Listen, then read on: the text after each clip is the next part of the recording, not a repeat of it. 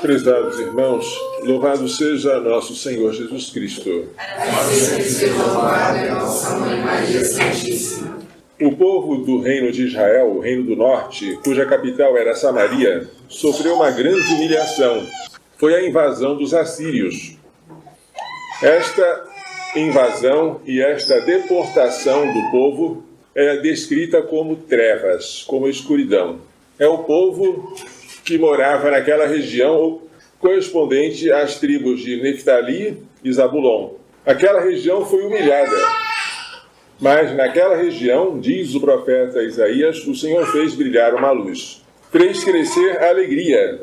Todos se regozijam, como quem está fazendo a colheita, o agricultor, ou como quem está repartindo os despojos, um guerreiro. O jugo que oprimia o povo, o peso sobre os ombros, foi abatido, como no tempo de Gideão, que venceu os opressores madianitas. Portanto, a luz, alegria e libertação. Além disso, a paz, porque os instrumentos de guerra são destruídos. As botas de guerra, os trajes manchados de sangue, tudo será queimado e devorado pelas chamas. Qual é o motivo de tudo isso? De luz, de alegria, de libertação, de paz. O motivo é que nasceu para nós um menino, diz Isaías. Foi-nos dado um filho. Este filho traz nos ombros a marca da realeza, portanto ele é rei.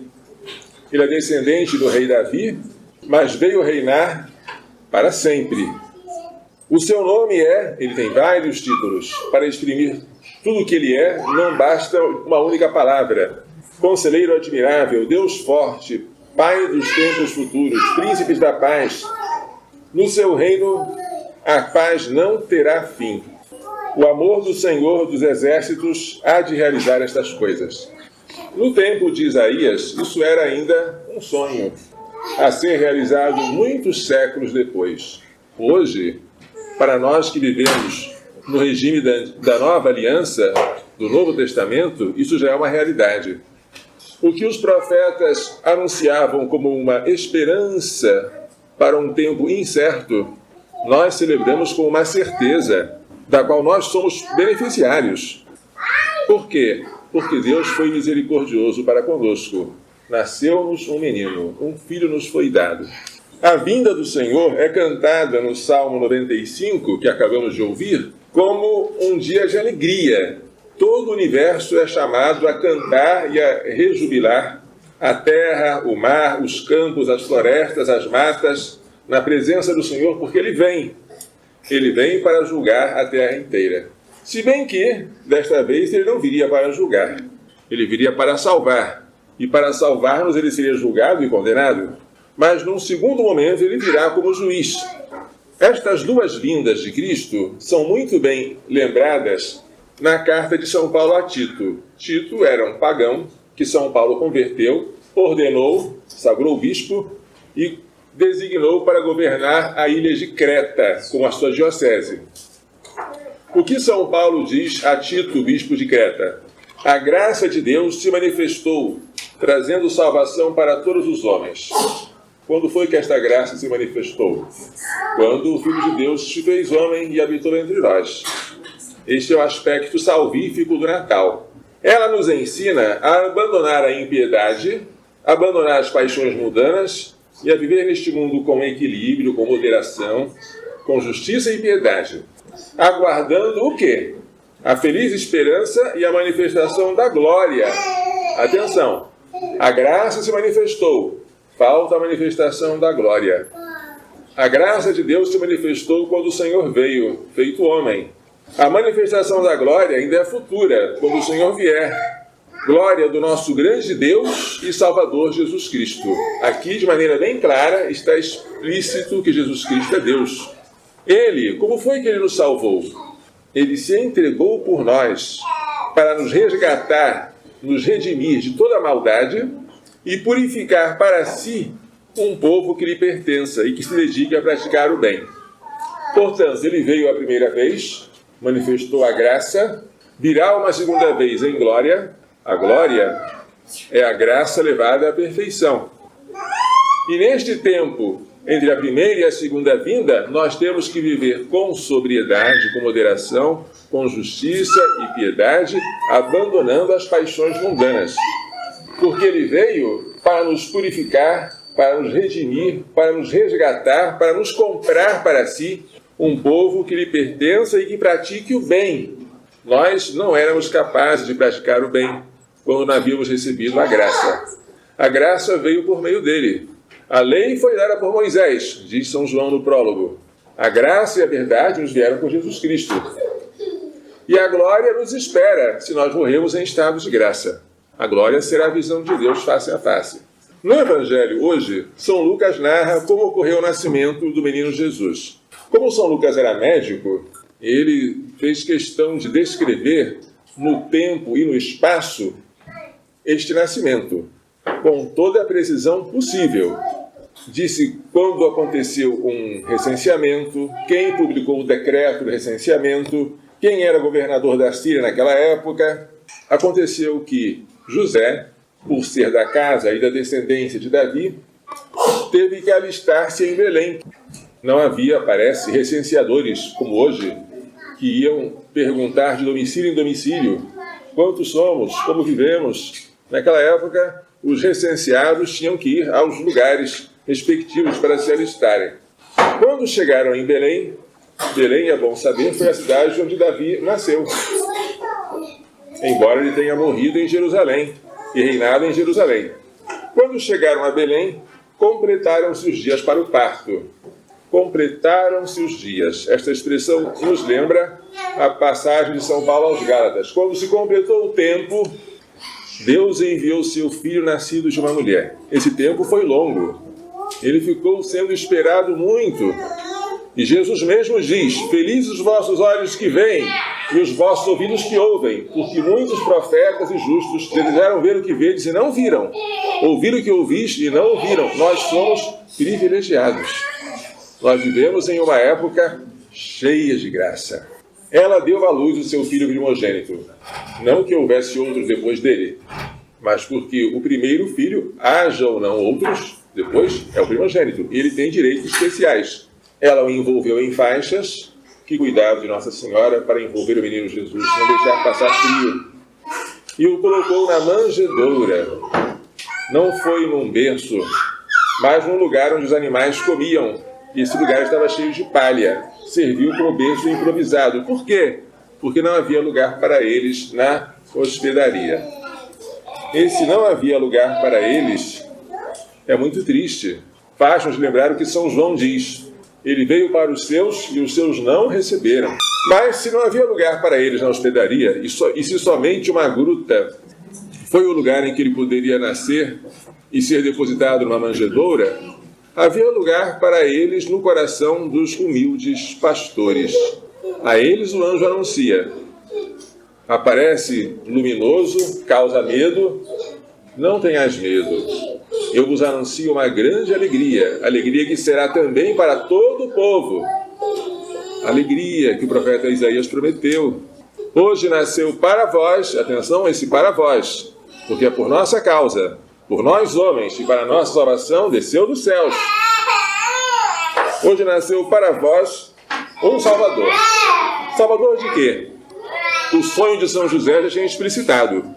Ele se chamará Jesus porque salvará o povo dos seus pecados. A salvação do pecado é a raiz de toda a salvação que possa existir. Como o pecado é a raiz de todos os males. Este Salvador é o Cristo Senhor. Cristo quer dizer ungido, consagrado, cheio do Espírito Santo, o Messias. Isto vos servirá de sinal. Encontrareis um recém-nascido envolvido em faixas e reclinado numa manjedoura. E de repente, aquele anjo já não está mais sozinho. Aparece uma multidão de anjos cantando: glória a Deus no mais alto dos céus e paz na terra aos homens a quem Deus ama. Realizou-se a profecia de Isaías. O menino veio para nos trazer alegria, paz, luz e libertação. Mas ele é apenas um menino. Ninguém dá importância a ele. Nem há lugar para ele. A mentalidade antinatalista de hoje considera o filho como alguma coisa a ser tolerada em certos casos. mas não desejada nem festejada. Você tem que planejar, você tem que programar a vinda do filho, porque ele não pode vir sem o seu consentimento, sem a sua vontade. O desejo do casal se sobrepõe à vontade de Deus. Mas essa não era a mentalidade de Maria, graças a Deus, que sem nunca ter planejado aquela gravidez, aceitou e deu à luz em condições as mais estranhas. E foi assim que o nosso Salvador nasceu. Ele é apenas um menino. E o menino causa, ao mesmo tempo, atração, porque é bonito. Todo mundo gosta de ver uma criança recém-nascida. Mas, para os grandes, causa desprezo. O que esse menino pode fazer com essa idade tão tenra? Pode pensar no que ele será no futuro, quando crescer. Mas agora, o que ele é? Porém, desde agora, ele já é Deus. Ele é Deus e homem. Fez-se homem sem deixar de ser Deus. Assumiu a natureza humana sem deixar a natureza divina. E esta assunção da natureza humana, com tudo aquilo que ela tem, menos o pecado, fez dele o nosso Redentor. Ao assumir a forma de um embrião e depois de um feto, dentro do ventre de Maria Santíssima, ele santificou a vida intrauterina. Um autor inglês diz que nós agora temos um motivo extra para sermos contra o aborto. Não apenas porque ele é contra a lei natural, que manda que nós não matemos o inocente. Agora, quem pratica um aborto está se colocando em guerra contra o próprio Filho de Deus que santificou aquele estágio da vida inicial. Ao viver 9 meses no ventre de Maria e ao ser dado à luz por ela, ele consagrou essa etapa da vida. Agora, como se não bastasse, nós temos um motivo extra para sermos contra o aborto.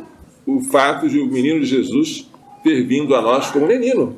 E um menino que esteve passando por todos os estágios da gravidez. Este menino traz alegria, porém a alegria ainda está bastante obscurecida, porque o pessoal de Belém está tão preocupado com outras coisas, não só de Belém, como também de Jerusalém, que fica a uns 8 quilômetros de distância. Pouca gente está prestando atenção para o que aconteceu naquela gruta. É verdade que virão alguns magos do Oriente observando uma estrela, mas só eles se observam. Os outros estão muito preocupados com a terra para colocar os olhos no céu, corações ao alto. Ainda hoje, vocês poderiam me perguntar, padre, como é que eu posso ter alegria hoje? Como é que está o nosso país? O que vai acontecer nos próximos dias ou no próximo ano? Parece que tudo aqui está numa incerteza, numa angústia, numa aflição. O que vai acontecer com o nosso país? Seremos mergulhados no comunismo? Vamos nos tornar escravos de uma ditadura? Vamos ter as nossas famílias devastadas, nossas crianças corrompidas? Como podemos nos alegrar com isso? Pensemos na época em que o povo hebreu saiu do Egito. Quando, depois de muito esforço, com 10 pragas, o faraó finalmente ordenou que o povo fosse embora, não só permitiu, mas enxotou o povo. Quando eles chegaram nas proximidades do Mar Vermelho, defrontaram-se com as tropas do faraó que tinha se arrependido e queria capturar Israel de volta. Então o povo se voltou contra Moisés. Afinal, o que faremos? Tu nos tiraste do Egito para nós agora morrermos aqui? Porque atrás deles há os carros do faraó com seus cavaleiros. À frente há o mar. Vamos morrer. Não há esperança. Moisés relatou essas palavras a Deus e Deus disse, por que falais comigo? Manda que este povo se ponha em marcha. Para onde? Para o mar, evidentemente, mas nós vamos morrer. Não vamos morrer no mar. E tu pega a vara com que feriste o rio Nilo e estende sobre o mar, e ele vai se abrir. Mas você caminhar em direção ao mar que ainda não se abriu, chama-se fé. É assim que devemos fazer nesse momento. Nós rezamos muito, jejuamos. As nossas orações não foram descartadas, elas foram ouvidas por Deus. Nem sempre Deus nos ouve como nós pensamos que Ele nos vai ouvir, porque os pensamentos dele são diferentes dos nossos. Meus pensamentos não são os vossos, os meus caminhos não são os vossos caminhos. Como está o céu acima da terra, são os meus pensamentos acima dos vossos pensamentos e os meus caminhos acima dos vossos caminhos. Outra citação do profeta Isaías. Portanto, é na fé, e o justo vive da fé, é que nós devemos nos alegrar, porque nasceu para nós um menino, e nós temos motivo de sobra para sermos alegres. Por quê? Porque nós não estamos mais esperando o Salvador, ele já é presente. Este Salvador já morreu e ressuscitou por nós, e nos deixou a Eucaristia, e ele está presente aqui neste sacrário. Nós não vemos, mas está oculto sob a aparência do pão. E nós podemos entrar em comunhão com ele. E podemos, com a graça de Deus, perpetuar o sacrifício do Calvário sobre o altar. E é o que faremos daqui a pouco. Tudo isso, para quem crê, é motivo de grande alegria. Mas nós não devemos esmorecer neste momento, sobretudo neste dia, que a Igreja nos convida a fazer festa. Hoje é uma solenidade, a solenidade do Natal do Senhor, dia de júbilo e de alegria. Portanto, corações ao alto, fortalecer os joelhos vacilantes. Lembremos que a salvação chegou, embora pareça insignificante, mas Deus tem preferência pelos pequeninos. Deus exalta aquilo que o mundo tem como desprezível. E o Senhor não despreza um coração aflito. Ele está sempre perto do coração atribulado. Ele consola os de espírito abatido. Se nós não fizermos ouvidos surdos à voz deste menino, se não ficarmos tão ocupados com outras coisas que ele não possa encontrar morada em nosso coração, ele virá.